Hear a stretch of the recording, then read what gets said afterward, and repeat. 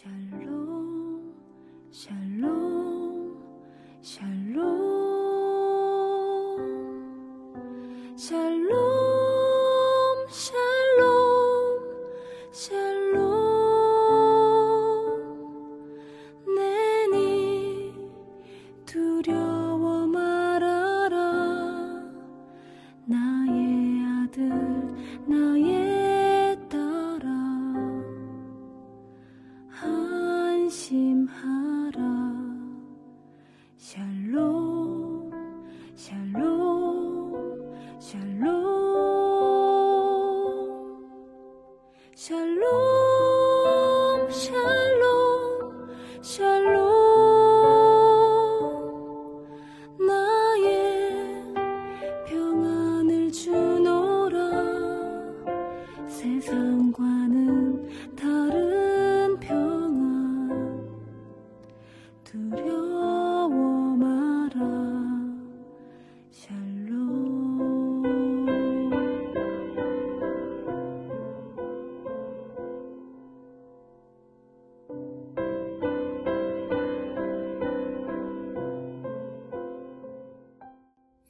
6월 10일 뇌필 새벽 예배를 하나님 앞에 올려 드리겠습니다.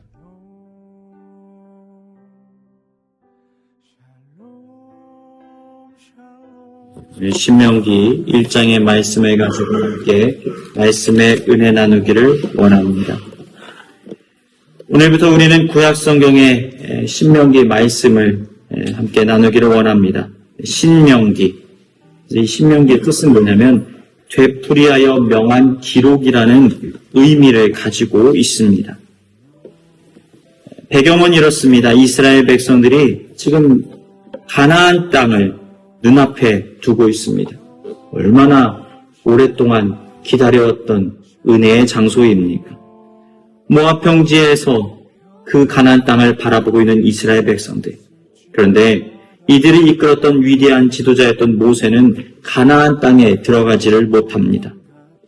자신의 죽음을 눈앞에 두고 모세는 새롭게 가나안 땅에 들어갈 다음 세대들을 선별합니다. 그리고 12 지도자들을 세웁니다. 그리고 그들에게 피를 토하는 심정으로 마지막 고별 설교를 전하고 있습니다. 이것이 바로 신명기의 말씀입니다. 그러니까 지금 이 신명기는 이 모세의 마지막 고별 설교를 담고 있는 거예요. 신명기 1장의 시작 부분을 살펴보면 우리의 가슴을 철렁하게 만드는 뼈아픈 구절이 하나 등장하게 됩니다. 1장 2절 말씀입니다. 1장 2절. 한번 보십시오. 제가 읽겠습니다. 호렙산에서 세일산을 지나 가데스 바네아까지 10하루 길이었더라. 그러니까 지금 호렙산에서부터 하나님의 말씀을 받던 호렙산에서부터 가나안 땅의 관문인 가데스 바네아까지 가는데 며칠이 걸린다고요? 10하루, 11일이 걸린다라는 거예요. 그런데 이스라엘 백성들이 그곳에 도착하기까지 걸린 시간은 10하루가 아니라 무려 40년의 기간이었다라는 것입니다. 무엇이 10하루 만에 갈 수 있는 길을 40년이나 걸리게 만들었던 것일까요? 오늘 신명기 1장의 회고를 통하여서 우리는 신앙의 여정을 점검해 보기를 원합니다. 모세는 지금 이스라엘 백성들을 향하여 마지막 고별 설교를 하면서 하나님께서 하셨던 은혜들을 상기시키고 다시 깨닫게 하고 있어요. 특별히 6절과 7절 말씀 보십시오. 우리 하나님 여호와께서 호렙산에서 우리에게 말씀하여 이르시기를 너희가 이 산에 거주한 지 오래니 방향을 돌려 행진하여 가라. 그러니까 우리가 살펴보았을 때 꽤 오랜 시간 동안 호렙산에 이스라엘 백성들이 거주했다라는 것을 알 수가 있어요. 성경 보니까 한 1년 정도 그곳에 머뭅니다. 그곳에서 하나님의 말씀을 받았고 성막을 짓게 되었으며 하나님의 충만한 임재를 경험하게 됩니다. 그러니까 어때요? 아주 은혜스럽고 안전한 장소예요. 이제는 좀 익숙해졌어요. 여러분 한번 생각해 보세요. 우리가 새로운 것들을 경험하는 것이 가슴 벅차고 설렌다고는 말하지만 그건 바꿔 말하면 뭐예요? 불안한 거예요. 내가 경험하지 못한 미지의 자리에 머물러 있으면 이거 어떻게 해야 되나? 무엇부터 시작해야 되나? 익숙하게 하기 위해서 두덩이 신경을 쓰고 애를 쓰게 됩니다. 그런데 지금 이 안전한 장소, 익숙해진 장소, 그리고 은혜가 충만한 장소에 머물러 있던 이스라엘 백성들 가운데 어떤 마음이 들어요? 안정감이 찾아오는 거예요. 아, 이 정도면 살만하네. 익숙해진 거예요. 그런데 하나님의 계획은 시내산에 이스라엘 백성들이 머무는 것이 아니었습니다. 뭘 원하시는 거예요? 나그네 여정을 다시 시작하여서 광야의 행진을 하여서 결국 약속의 땅 가나안으로 들어가는 것을 하나님께서 명령하셨다라는 거예요. 우리의 신앙에도 때로 이런 순간이 있습니다. 익숙해진 예배, 편안해진 봉사의 자리, 아무런 영적인 도전이 없는 일상에 머물러 있을 때 하나님께서 말씀하실 때가 있어요. 이 산에 거주한 지가 오래구나. 이제는 방향을 돌려서 전진하라. 과거의 은혜에만 머물러 있는 것이 영적인 침체가 될 때가 있습니다. 하나님은 우리가 익숙한 안락함을 떠나 믿음의 발걸음을 한 걸음 한 걸음 내딛어 나가기를 원하시는 분이시라는 거예요. 여러분, 이러한 도전이 있을 때 하나님 앞에 반응하는 복된 은혜 있으시길 축복합니다. 하나님의 명령을 따라 마침내 가나안의 관문인 가데스 바네아에 이스라엘 백성들이 도착했습니다. 이제 어떻게 하면 돼요? 40년 전에 선포된 약속의 말씀 아닙니까? 아니, 믿음의 조상들로부터 들려왔던 약속의 땅 아닙니까? 아, 이제 드디어 그곳에 있구나. 이제 들어가서 차지하기만 하면 되는 거 아니었습니까? 그런데 백성들은 정탐꾼 12명을 먼저 보내자고 제안합니다. 여러분, 정탐꾼이 오늘 본문에 쭉 나오잖아요. 근데 이 정탐꾼 12명이 어떤 정체성을 가졌는지를 자세히 보면요, 단순한 정탐꾼들이 아니라는 것을 발견하게 됩니다. 13절 한번 보십시오. 13절 말씀 보니까 뭐라고 말하냐면, 각 지파에서 지혜와 지식이 있는 인정받은 자들을 택하라. 내가 그들을 세워 너희 수령으로 삼으리라. 그러니까 12지파의 지도자들이 사실은 가나안의 정탐꾼들이었다라는 거예요. 그러니까 이 지도자들이 그 땅을 어떤 식으로 바라보는지, 그리고 이 이스라엘 백성들이 어떤 영적인 상태에 놓여 있는지를 진단하는 과정이 바로 지금 가데스 바네아 사건이 되는 것입니다. 근데 어떤 일이 벌어집니까? 정탐꾼들이 돌아와서 말합니다. 아, 그 땅이 정말 좋더라고요. 아, 그 땅은 정말 하나님께서 예비하신 땅이더라고요. 그런데 거기에 그러나가 들어가요. 그러나 그곳 사람들은 거인이고 안악자손이고 성읍은 크고 웅장합니다. 우리는 그걸 감당할 수 없습니다. 우리는 메뚜기와 같습니다. 이스라엘 진영은 순식간에 절망과 두려움 가운데 휩싸이게 됩니다. 이 공포심과 두려움이 찾아오게 되니까 하나님의 약속, 하나님의 음성은 이제 희미해져 가는 거예요. 그동안 그렇게 오랫동안 붙들었던 하나님의 약속된 말씀 아닙니까? 너희를 복주고 복주어 번성케 하리라.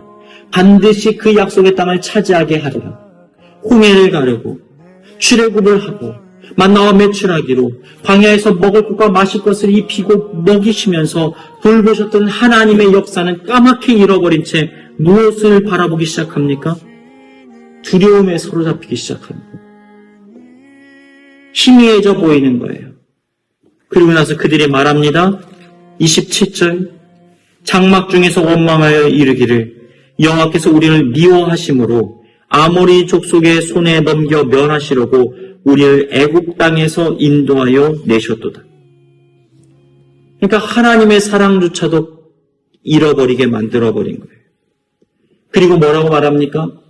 우리를 출애굽시키신 것은 지금 우리를 이 광야에서 다 죽게 만들려고 하나님이 그렇게 하신 거 아니냐라고 말하는 거예요. 여러분, 두려움의 가장 무서운 점이 바로 여기에 있습니다. 두려움은요, 우리를 긴장하게 만들고 싸움을 잘 할 수 있게 만드는 것이 아니라 때로는 우리의 시야를 가려서 하나님의 선하심을 의심하게 만듭니다. 하나님의 음성이 들려오지 않게 만듭니다. 문제 저편에서 우리를 위해 달려오시는 하나님이 보이지 않게 만듭니다. 여러분 생각해 보세요. 10가지 재앙으로 애굽의 백성들 가운데서 그들을 건지신 분이 바로 하나님이셨습니다. 홍해를 가르시고 구원하신 하나님의 크신 사랑을 그들은 하루아침에 우리를 죽이기 위하여서 이끌어내셨다라고 하나님의 사랑을 왜곡하고 오해하기 시작합니다. 여러분, 문제가 커 보이면요, 하나님이 작아 보입니다. 하나님의 크심에 집중하면 반대로 문제는 작아 보이는 거예요. 여러분, 어떤 영적인 상태에 머물러 있으십니까? 여러분, 지금 어떤 상황 가운데 처해 있으십니까? 혹시 여러분의 삶에 문제가 있습니까? 근데 그 문제가 거대해 보이면 사실은 우리가 하나님과의 관계에 문제가 있는 거예요. 근데 반대로 문제가 작아 보이면요, 내 안에 하나님이 크고 위대하게 보이는 거예요. 그분 앞에 가까이 있는 거예요. 그분의 존전 앞에 머물러 있는 거예요. 우리는 이 영적인 상황을 우리는 지혜롭게 분별할 수 있어야 돼요. 불행하게도 이스라엘 백성들은 문제에 압도되어서 하나님을 의심하는, 불신하는 치명적인 죄를 저지르게 됩니다. 누가 가장 안타까울까요? 하나님께서 참 안타까워하셨을 거예요. 내가 그토록 은혜를 베풀어 주셨는데 어떻게 이런 일이 일어날 수 있단 말인가? 또 지도자였던 모세도 크게 실망했을 거예요. 그러나 그에게는 머물러 있을 수가 없습니다. 그 안타까움 가운데 시간이 없는 거예요. 무서워하지 마라, 두려워하지 말라. 하나님께서 너희보다 먼저 가셔서 싸우실 것이다. 그러면서 지난날 하나님께서 광야 40년의 세월 동안 이스라엘 백성들을 어떻게 돌보셨는지 영적으로 다시 한번 상기시킵니다. 과거의 은혜의 현장을 다시 오늘날로 끌어와서 그들이 다시 한번 하나님을 바라보도록 만들고 있는 거예요. 중요한 말씀입니다. 31절 말씀인데 우리가 한번 읽어볼까요? 31절 시작. 광야에서도 너희가 당하였거니와 사람이 자기의 아들을 안는 것 같이 너희 하나님 여호와께서 너희가 걸어온 길에서 너희를 하내사 이곳까지 이르게 하셨느니라 하나. 여러분, 어떤 은혜입니까? 지난날 하나님께서 어떻게 너희들을 돌보셨는지를 다시 떠올리라는 거예요. 여러분, 은혜를 회복하는 방법, 두려움을 극복하는 방법이 있어요. 여러분, 어떨 때는요, 머리가 하얗게 되는 거예요. 전혀 예상치 못한 거대한 문제로 인하여서 우리의 마음이 두려움에 사로잡힐 때가 있어요. 그때 어떻게 해야 됩니까? 당장 하나님 앞에 나아가서 엎드려야 됩니다. 그리고 뭘 해야 돼요? 지난날 하나님께서 나의 삶에 어떠한 은혜를 베푸셨는지 떠올려 보는 거예요. 맞아. 죽은 자를 살리신 하나님. 나의 삶을 한 번도 외면치 않으신 하나님. 날마다 나에게 좋은 것들을 채우시고 은혜를 입히신 하나님. 맞아. 그분은 지금도 나와 함께 하셔.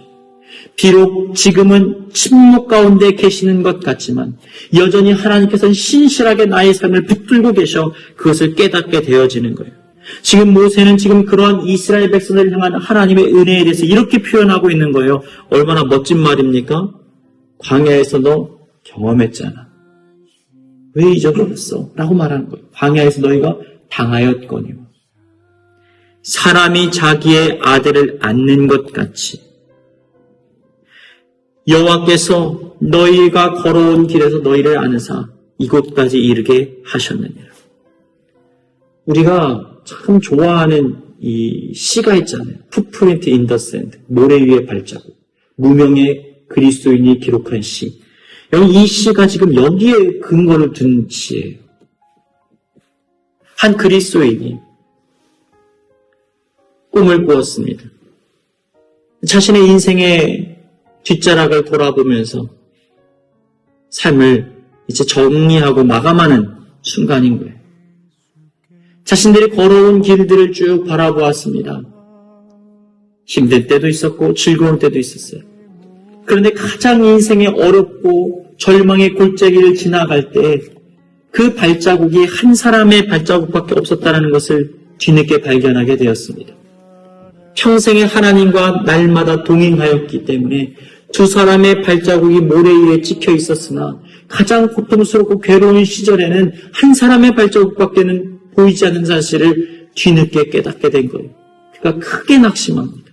그래서 큰 소리로 절규하며 하나님 앞에 부르짖기 시작합니다. 주님, 내가 가장 고통스러울 때 주님 나와 함께 하시겠느라고 약속하지 않으셨나요? 그런데 왜 내가 가장 괴롭고 고통스럽고 절망 가운데 빠져 있을 때 왜 한 사람의 발자국밖에는 찍혀있지 않았던 건가요? 하나님 왜 저를 버리셨던 것인가요? 그러자 조용하고 세미하고 따스한 음성이 들려오는 거예요. 사랑하는 아이야, 네가 그 길을 걸을 때 그때 너희가 너무 괴롭고 고통스러워했기 때문에 내가 너를 가만히 둘 수가 없었단다. 그래서 내가 너를 업고 너를 끌어안고 그 길을 걸었기 때문에 한 사람의 발자국밖에는 보이지 않는 거란다. 여러분, 우리의 삶이 그렇지 않은가요? 지나온 인생의 여정들을 돌아보세요. 눈물 골짜기를 지나갈 때가 있어요. 다윗과 같이 절망의 구렁텅이에서 침상을 눈물로 띄우는 삶의 자리가 머물 때가 있어요. 마음의 답답함과 공허함과 두려움이 찾아올 때가 있어요. 근데 그럴 때마다 누가 우리의 삶에 찾아오셔서 일하셨습니까? 주님께서 사랑하는 자녀를 끌어안으신 것과 같이 우리의 삶을 끌어안으시고 그 길을 걸으셨다는 사실을 기억하시길 주님의 이름으로 축복합니다. 여러분, 중요한 거예요. 내가 그런 은혜 받아도 되나요? 여러분, 당연한 거예요. 우리가 저번 주일날 설교 속에서 나왔던 헤세드, 여러분, 헤세드란 뜻이 뭡니까? 우리가 한국어로 번역하면 자비예요. 자비, 은혜라고 말합니다. 근데 이 헤세드라는 은혜는요, 어떤 뉘앙스를 담고 있냐면 마땅하게 누려야 하는 은혜를 상징합니다. 마땅하게 누려야 되는 은혜. 어떻게 마땅하게 은혜를 누립니까? 당연한 거예요. 자식과 아버지의 관계를 한번 생각해 보세요. 아들과 아버지의 관계를 생각해 보세요. 아버지가 그 아이를 돌봅니다. 목숨을 겁니다. 그 아이는 그것을 당연하게 여겨요.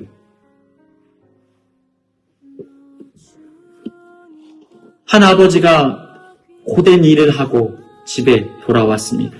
문을 열고 들어왔는데 아들이 소파에 반쯤 누워가지고 TV를 보고 있는 거예요. 리모컨으로 탁탁 돌리면서 아빠 오셨어요? 인사를 하듯 말듯 합니다. 이제 아버지가 말하는 거예요. 잘 다녀왔다. 근데 아들이 말합니다. 아빠, 근데 제가 목이 마른데 저희 주방에 가서 물 좀 떠다 주세요. 엠마, 인제 들어왔는데 지금 아빠한테 지금 물 떠다 달라는 게 말이 돼? 네가 가서 떠먹어. 아빠, 그러지 말고 물 좀 떠다 주세요. 이 녀석아, 네가 좀 물 좀 떠다 먹으래도? 아빠, 저 목이 너무 마르니까 물 좀 떠다 주세요.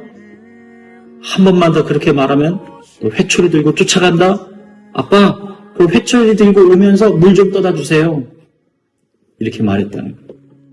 여기서 우리가 깨닫게 되는 건 뭐예요? 이 예의 없는 아들? 아니에요.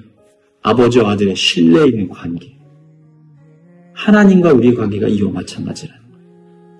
마땅히 은혜를 누리는 거예요. 무엇을 통해서요?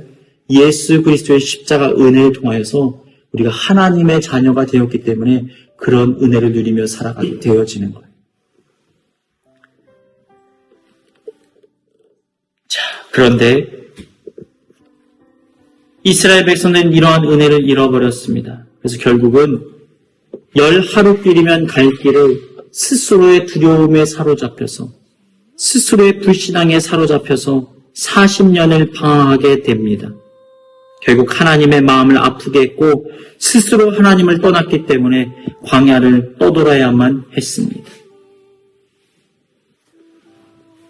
그러나 그 모든 과정 속에서도 하나님께서는 아버지가 아들을 품에 안고 걷듯 그들을 안아서 여기까지 데리고 오셨다라는 거예요. 신명기 1장은 단순히 과거의 역사가 아니라 오늘 살아가는 우리 영혼을 향한 하나님의 진단서입니다. 우리는 어떤가요? 우리는 좀 이스라엘 백성들과 다른가요? 혹시 열하루 길이면 갈 수 있는 은혜의 길을 불평과 불신앙 때문에 40년째 뱅뱅 돌고 있지는 않은지 스스로를 돌아봐야 합니다. 과거의 영광이나 익숙한 영적인 편안함에 안주하여서 새롭게 나아가라는 주님의 명령을 외면하고 있지는 않습니까? 눈앞에 거대한 현실 때문에 나를 죽기까지 사랑하신 하나님의 선하심을 의심하고 있지는 않습니까? 이스라엘 백성들은 가데스 바나에서 결국은 실패했습니다. 그러나 하나님께서는 실패한 백성들을 끌어안으시고 기어이 다시 약속의 땅 앞 모압 평지로 데려다 놓으신 거예요. 여러분, 우리는 실패할 수 있어요. 두려움에 무너질 수 있습니다. 때로는 우리는 믿음을 잃어버리게 됩니다. 그러나 우주보다 크신 하나님의 사랑이 지금 이 순간에도 우리를 안고 걸어가신다는 사실을 기억하시길 주님의 이름으로 축복합니다. 그 크신 하나님을 신뢰하십시오. 뒤를 돌아보는 두려움과 후회를 끊어내고 다시 믿음의 걸음을 걸어나가는 저와 여러분의 삶이 되시길 주님의 이름으로 축원합니다. 교회에 주신 공동의 기도 제목을 가지고 다 같이 기도합니다. 십자가의 공유를 입은 은혜의 수혜자임을 깨닫게 하시고 그 사랑에 온전히 사로잡혀 살아가게 하여 주옵소서. 하나님의 아들이 이 땅에 오셔서 우리를 위하여 친히 희생 제물이 되어주신 것처럼 세상의 아픔 속으로 걸어 들어가 내게 주신 십자가를 짊어지고 살게 하여 주옵소서.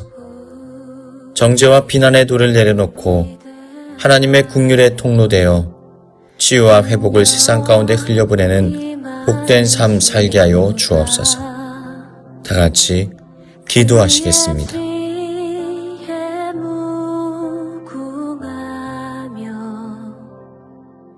인자는 영원하도다.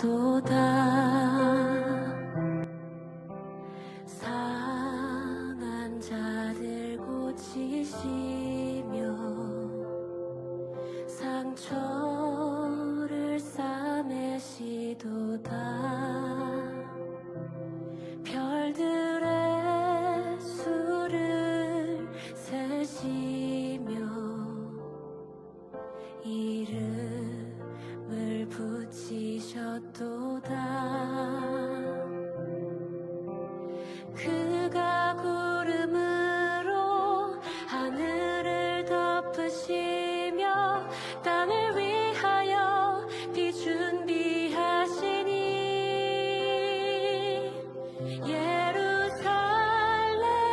예루살렘아 여호와를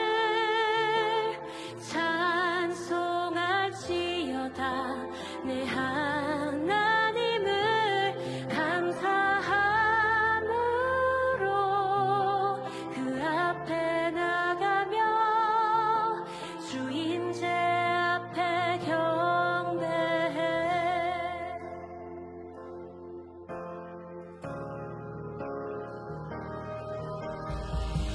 우리 주는 위대하며 능력이 많으시도다. 그의 지혜